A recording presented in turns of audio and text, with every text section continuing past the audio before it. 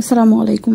আজকে আমি কথা বলবো দাঁত রোগের চিকিৎসা বা যেটাকে আমরা বলে থাকি দাউদ, এই দাউদ রোগের চিকিৎসা এবং ঘরোয়া চিকিৎসা সম্পর্কে বিস্তারিত কথা বলবো। এর আগে ভিডিওতে আমরা এই দাউদ রোগ সম্পর্কে কিন্তু জেনেছি। দাঁত রোগটি হচ্ছে সংক্রমণ একটি রোগ, এটি কিন্তু ছোঁয়াচে একটি রোগ। এটি আপনার একজনের মাধ্যমে আরেকজনের কাছে এটি যেতে পারে এবং এই রোগটি যখন আপনার মধ্যে দেখা দিবে তার সাথে সাথে আপনার জ্বর আসতে পারে, ইভেন আপনার শরীর অনেক দুর্বল হয়ে যেতে পারে। প্রথমে আপনার চুলকানি থাকবে, চুলকানি থেকে আস্তে আস্তে আপনার দেখবেন যে একটা পিম্পলের মতো হয়ে গেছে, সেখান থেকে আস্তে আস্তে সেটা বড় হবে এবং আপনারা বুঝতে পারবেন যে এটা দাঁত রোগে আক্রান্ত হচ্ছে। এটার আপনার আকার দেখেই কিন্তু চেনা যায় যেটা দাঁত রোগ হচ্ছে এবং সেখান থেকে আমাদের সতর্কতা অবলম্বন করতে হবে। তো এটা হয়ে গেলে আমরা প্রথমত কি চিকিৎসা নেব? দাঁত রোগের চিকিৎসায় অ্যান্টিফাঙ্গাল ওষুধ ব্যবহার করা হয়। চিকিৎসা নির্ভর করে শরীরের কোন স্থানে ইনফেকশন হয়েছে এবং ইনফেকশন কতটা গুরুতর তার উপর।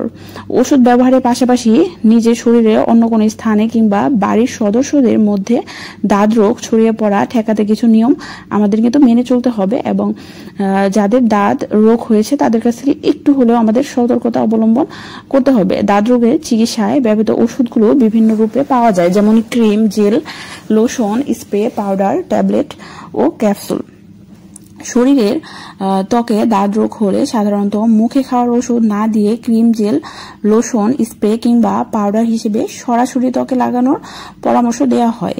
এমন ওষুধের মধ্যে রয়েছে ক্লোট্রিমাজোল, মাইকোনাজোল এবং টার্বিনাফিল ও কিটোকোনাজোল। এগুলো সাধারণত 2 থেকে 4 সপ্তাহ একটানা ব্যবহার করতে হয় এবং দিনে কিন্তু 2 বার করে ব্যবহার করতে হয়, যেমন দিনে একবার বা রাতে ঘুমানোর আগে, এরকম আপনি ব্যবহার করতে পারেন এবং এটি কিন্তু ডাক্তারের পরামর্শ অনুযায়ী ব্যবহার করবেন।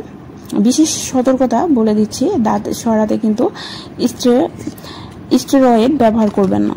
যেমন দাঁত রোগের র্যাশ দেখা দিলে অনেকে স্টেরয়েড জাতীয় ক্রিম বা মলম ব্যবহার করে থাকেন। এটি একেবারে ঠিক নয়, কারণ এমন ওষুধ চুলকানি এবং ত্বকের লালচে ভাব কমাতে সাহায্য করলেও দাঁত সৃষ্টিকারী জীবাণুকে কিন্তু মারতে পারে না। শুধু তাই নয়, এসব ক্রিম ত্বকের রোগ প্রতিরোধ ব্যবস্থাকেও দুর্বল করে ফেলে, ফলে দাঁত শরীরের অন্য অংশ ছড়িয়ে পড়তে পারে। এমনকি ইনফেকশন ত্বকের গভীরেও ঢুকে গুরুতর নানা জটিলতা কিন্তু সৃষ্টি করতে পারে। এছাড়া স্টেরয়েড মলম দাঁতের ধরনও পরিবর্তন করে ফেলতে পারে। এর ফলে ডাক্তারের জন্য সঠিকভাবে দাঁত নির্ণয় করা কঠিন হয়ে পড়ে। তাই দাঁতের চিকিৎসায় ডাক্তারের পরামর্শ ছাড়া এই ধরনের ক্রিম কিন্তু ব্যবহার করা যাবে না। এবং দাঁত রোগের কিছু ঘরোয়া পদ্ধতি রয়েছে, যেমন 1 নাম্বার হচ্ছে যত দ্রুত সম্ভব ডাক্তারের পরামর্শ অনুযায়ী চিকিৎসা করবেন এবং ঘরোয়াভাবে ত্বক সবসময় কিন্তু শুকনো এবং পরিষ্কার রাখতে হবে। মাথায় রাখবেন, সবসময় শুকনো এবং পরিষ্কার রাখতে হবে। এই অবস্থায় কিন্তু আপনি যে কোনো সাবান এটা ইউজ করবেন না, যে কোনো সাবান আপনি ইউজ করবেন না, তাহলে কিন্তু আপনার শরীরে আরো বেশি আক্রান্ত হয়ে যাবে। আক্রান্ত ত্বক স্পর্শ করলে সাথে সাথে হাত ধুয়ে ফেলুন এবং দৈনন্দিন ব্যবহারের কাপড় যেমন তোয়ালে ও বিছানার চাদর নিয়মিত ফুটন্ত পানি দিয়ে ধুয়ে ফেলবেন। যা করবেন না, 1 হচ্ছে দাঁত হয়েছে এমন কারো ব্যবহার্য জিনিস যেমন তোয়ালে, চিরুনি এবং বিছানার চাদর ব্যবহার করা থেকে বিরত থাকতে হবে এবং 2 আক্রান্ত ত্বক স্পর্শ করা অথবা চুলকানো থেকে বিরত থাকুন, না হলে দাঁত শরীরের অন্যান্য স্থানে ছড়িয়ে যেতে পারে। এমনকি চুলকানোর কারণে ত্বকে বিভিন্ন আরেকটি জীবাণু আক্রান্ত করে ইনফেকশন ঘটাতে পারে, যা দাঁতের চিকিৎসাকে আরো জটিল করে তুলতে পারে। এখন আপনাদের প্রশ্ন আসতে পারে যে দাঁত হলে তো চুলকানো হবে, এটা একটা চুলকানোর রোগ। যদিও চুলকানো থেকে বিরত থাকবেন, তারপরও যদি আপনার যতটুকু সম্ভব তারপরে যদি চুলকানো হয় তাহলে আপনি সাথে সাথে কিন্তু হাতটা ধুয়ে ফেলবেন সাবান দিয়ে এবং ওই হাত দিয়ে অন্য কোনো জায়গায় স্পর্শ করবেন না, তাহলে আবার আরেক জায়গায় এটি উঠে যাবে। দাঁত রোগে যে কেউ আক্রান্ত হতে পারেন, তবে নির্দিষ্ট কিছু ক্ষেত্রে দাঁত হওয়ার ঝুঁকি বেশি থাকে। তাই দাঁত রোগের ঝুঁকি কমাতে যেসব বিষয়ে সতর্ক থাকতে হবে যেমন আপনার শিশুর দাঁত রোগ হলে তার ক্ষেত্রেও যত দ্রুত সম্ভব ডাক্তার দেখিয়ে চিকিৎসা করতে হবে। দাঁত হলেও শিশুকে স্কুল, ডে কেয়ার কিংবা নার্সারিতে পাঠাতে পারবেন, তবে শিক্ষক অথবা পরিচর্যকারীকে তথ্যটি জানিয়ে রাখুন, এতে অন্য শিশুদের সাথে সরাসরি সংস্পর্শে যেন সে না যায় বা এবং এড়িয়ে চলে। এবং কিছু তালিকা বলবো যেগুলো রোগ প্রতিরোধের উপায়গুলোকে তুলে ধরতে পারবো। 1 নম্বর হচ্ছে অপরিষ্কার শরীরে থেকে জীবাণু আর অপরিচ্ছন্ন স্যাঁতসেঁতে পরিবেশে দাঁত রোগের জীবাণু থাকার সম্ভাবনা বেশি থাকে। এবং ত্বক সবসময় পরিষ্কার পরিচ্ছন্ন শুষ্ক রাখুন। হাতের এবং পায়ের নখ ছোট পরিষ্কার রাখুন। দিনে অন্তত একবার মোছা অন্তর্বাস পরিবর্তন করুন। খুব 8-60 জুতা পরলে এবং অতিরিক্ত ঘাম হলে দাঁত রোগের ঝুঁকি বেড়ে যায়। তাই এমন জুতো ব্যবহার করুন যা আপনার পায়ের চারপাশে অবাধে বাতাস চলাচল করতে পারে। অন্য মানুষের ত্বকের সংস্পর্শে আসতে হয় এমন খেলাধুলা থেকে বিরত থাকুন।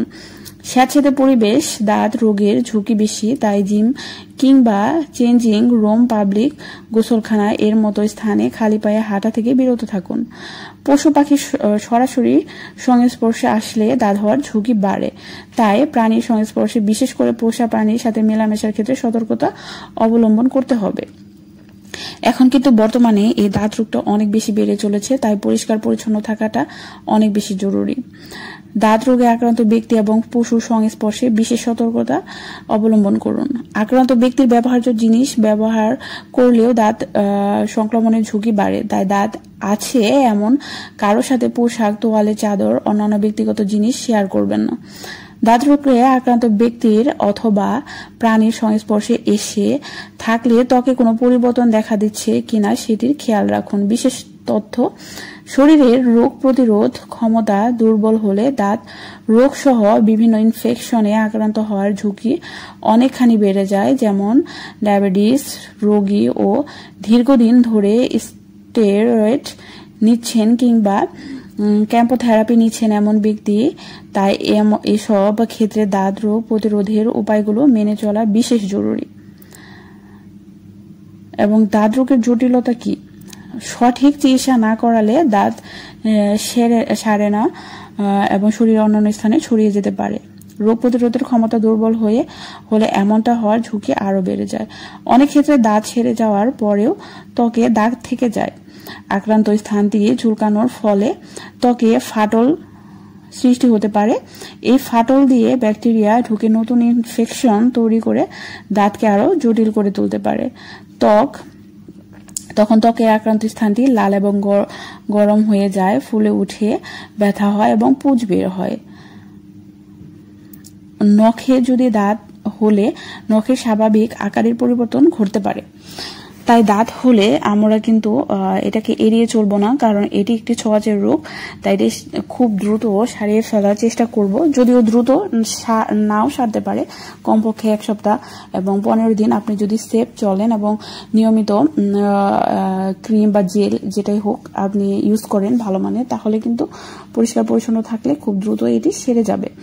এবং এই বিষয়ে তখন আপনি আপনার ফ্যামিলি বা পরিবারের সদস্যদের কাছ থেকে একটু ডিস্টেন্স অবলম্বন করবেন, যাতে করে তাদের না আক্রমণ হয় আর কি।